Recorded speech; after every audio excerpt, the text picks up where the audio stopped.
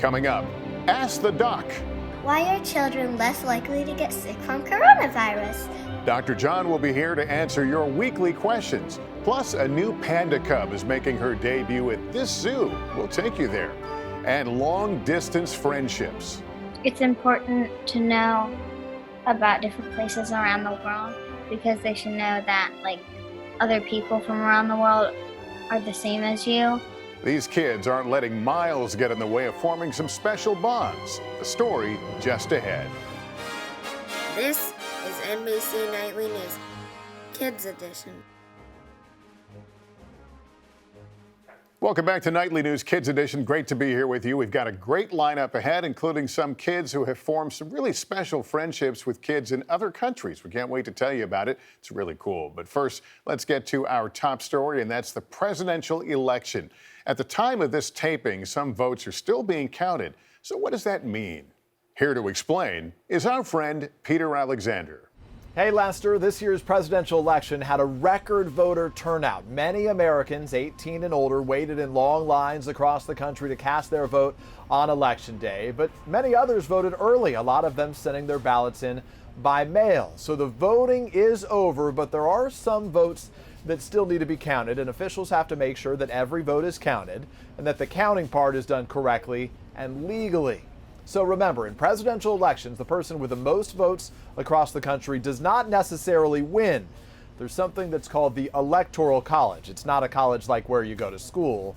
Instead, each state is assigned a number. Think of them as points. So for instance, Pennsylvania, they have 20 points. California, it's a huge state, right? They have 55 points. And a small state like Wyoming would have just 3.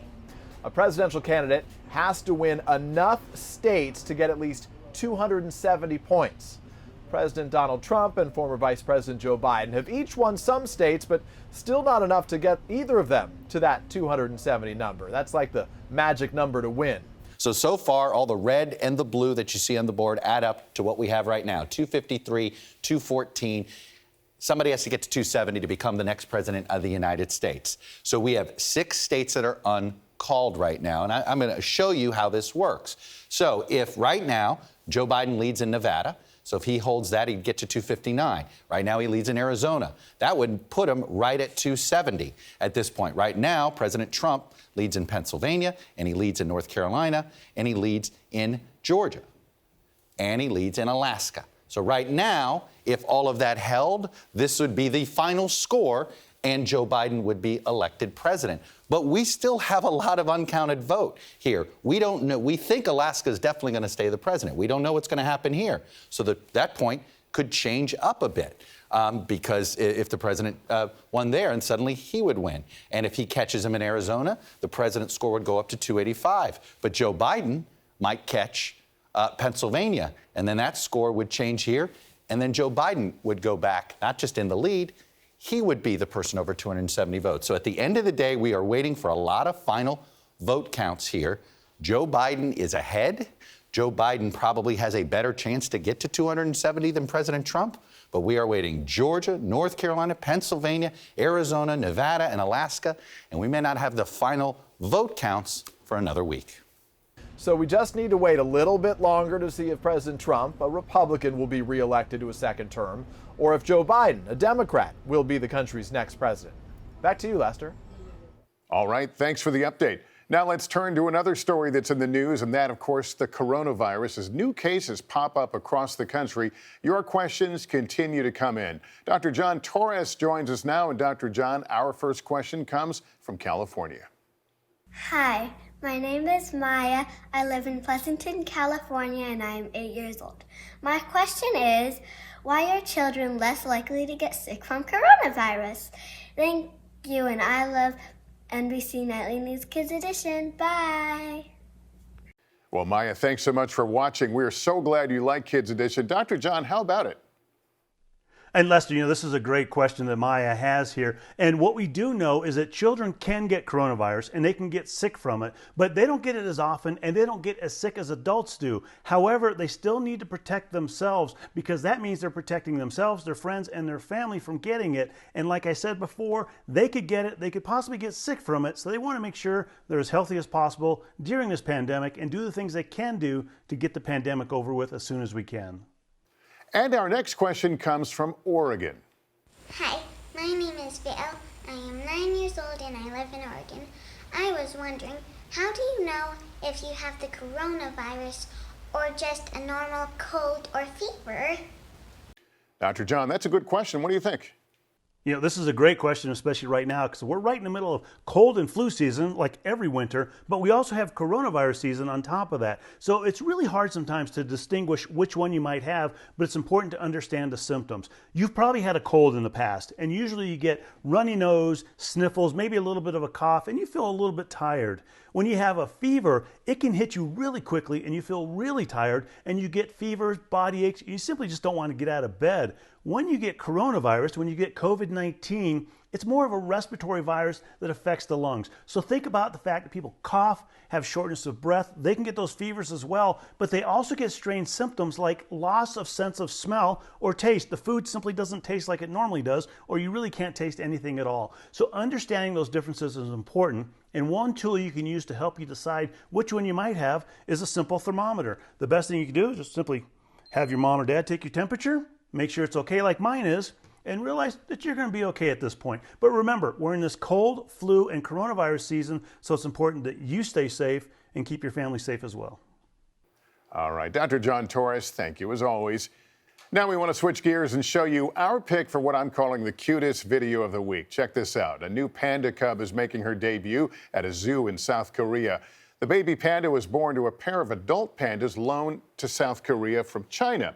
The cub is the first panda born in South Korea. The zoo has named her Fu Bao, meaning lucky treasure baby.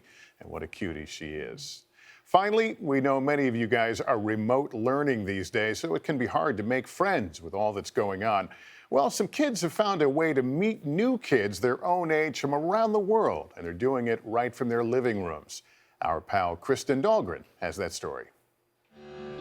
Have you ever made a new friend from the other side of the world? Many of us continue to practice social distancing, but with technology these days, it's easier than ever to connect to people in faraway places.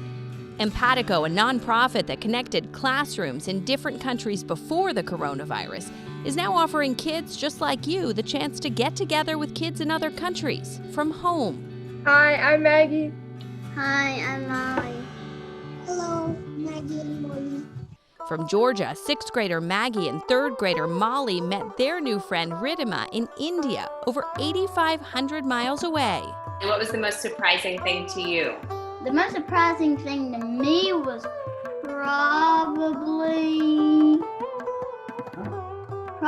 to the time. Well, the time difference. We were getting ready for school when we called, and she was getting ready for bed. Maggie and Molly showed Ridhima their animals on the farm. This is our oldest pig, Batty. And while wearing traditional Indian clothing, Ridhima showed Maggie and Molly how to dance. So you found her English was really good? Yeah. No problems understanding at all? Maybe the accent, but other than that, not really. And do you guys have an accent? A southern one. What do you do in the free times you have? I like to watch the TV that I have in my room and ride on my hoverboard. I like to listen to music, I like to play softball, and I like to draw in my free time. Oh, that's kind of the things I like to do in free times. Despite living in separate time zones and 2 different geographical locations, they found more similarities between them than they thought. Gosh, it sounds like kids everywhere are really the same, huh? Yeah. Is that something that you expected to learn? No, not at all. 4th grader Emily from Pennsylvania made a new friend from Ghana, Matima, more than 5,000 miles away. Are you excited? Yes, I'm excited. Very happy, very happy. Matima lives in northern Ghana. I'm Emily. I'm 9 years old. I live in Pennsylvania. Why did you want to get started having these conversations with kids around the world? Because I thought it would be cool to learn about other places. After chatting about their favorite toys, foods, and favorite animals, they realized they both liked watching the same TV channel. This is my favorite toy. One of my favorite toys is Breyer horses. How important is it, do you think, to learn about other cultures? It's important to know about different places around the world because they should know that other people from around the world are the same as you. While we don't know what the future holds, we do know one thing's for sure, that friends will always be by your side, no matter how recent or new.